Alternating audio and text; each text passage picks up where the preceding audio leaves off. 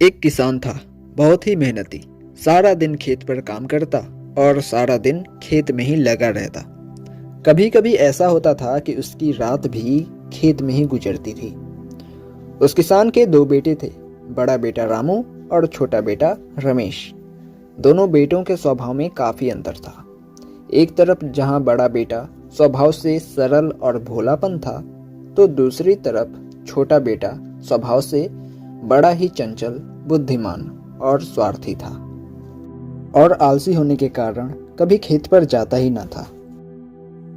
छोटे बेटे के इस स्वभाव से हमेशा किसान परेशान रहता और उसे डांटता रहता, लेकिन बड़ा बेटा रामू हमेशा अपने छोटे भाई का पक्ष ले लेता और कहता, बापू आप रहने दो, ये अभी छोटा है, अभी इसके खेलने खाने की उम्र है, मैं हूं ना आपके साथ हाथ बढ़ाने के लिए। ऐसा करते करते काफी वर्ष बीत गए। अब किसान का स्वास्थ्य भी खराब होने लगा। किसान अब अक्सर ही बीमार रहने लगा। बड़े बेटे रामू ने अपने पिता के इलाज के लिए खेत बेचने सहित बहुत सारा धन बीमारी में लगाया, लेकिन किसान का इलाज संभव ना हो पाया। और एक दिन किसान का देहांत हो गया। देहांत के बाद अब घर की पूरी जिम्मेदारी बड़े बेटे रामू के ऊपर आ गई।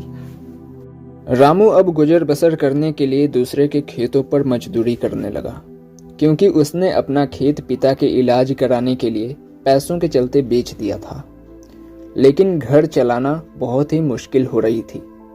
एक दिन रामू ने रमेश से कहा, अब तुम्हें भी घर की जिम्मेदारी उठानी चाहिए और कार्य करनी चाहिए। बड़े भाई की बातों को सुनकर भड़क उठा और बोला, शायद मैं तुम्हारे ऊपर बोझ बन गया हूँ। ठीक है, पहले बंटवारा कर लो, उसके बाद अपनी अपनी जिम्मेदारी स्वयं उठाओ। रमेश ने चालाकी दिखाकर घर की सभी अच्छी और कीमती वस्तुएं स्वयं ले ली और बाकी रामू को दे दी। अंत में 3 चीजें शेष बची, जिसके लिए रमेश ने रामू के सामने उन चीजों को इस्तेमाल करने के लिए 3 शर्तें रखी। पहली शर्त के अनुसार रमेश ने कहा, पेड़ के ऊपर का हिस्सा मेरा और तने से नीचे का हिस्सा तुम्हारा रहेगा। दूसरी शर्त के अनुसार रमेश ने कहा, गाय का मुंह का हिस्सा तुम्हारा और पेट के पीछे का हिस्सा मेरा रहेगा। और तीसरी शर्त के अनुसार, कंबल को दिन के समय तुम रखोगे और रात के समय मैं रखूंगा। तीनों शर्तों को सुनकर बेचारा सीधा साधा रामू हाँ कर देता है। अब अमरूद के पेड़ को खाद पानी रामू लगाता था, लेकिन उसके अमरूद रमेश तोड़ लेता था। इसी तरह गाय को चारा खिलाने और पानी पिलाने का काम रामू करता, लेकिन गाय का दूध रमेश निकाल लेता और गाय के गोबर से उपले बनाकर उन्हें चूल्हे में इस्तेमाल करता था। ठीक इसी प्रकार तीसरी शर्त के अनुसार दिन के समय कंबल रामू के पास रहता था, लेकिन रात के समय कंबल रमेश ले लेता। बेचारा रामू सारी रात ठंड में ठिठुरता रहता था। इसी प्रकार कई वर्ष बीत गए। कई बार रामू ने इन शर्तों का विरोध भी किया और कहा, मैं मेहनत करता हूँ, जैसे गाय को चारा पानी देता हूँ और अमरूद के पेड़ को खाद पानी देता हूँ, तो मुझे भी मेरी मेहनत का हिस्सा मिलना चाहिए। लेकिन शर्तों का हवाला देते हुए रमेश ने रामू की सभी बातें को नकार देता है। धीरे धीरे समय बीतता रहा। एक दिन रामू का एक बचपन का दोस्त शहर से रामू से मिलने आया और कुछ दिन ये घर पर ही ठहरा। रामू के दोस्त ने सारा हाल देखा तो रामू से सारी बातें पूछी। तब रामू ने शुरू से आखिर तक सभी बातें बताई और सभी शर्तों को बताया।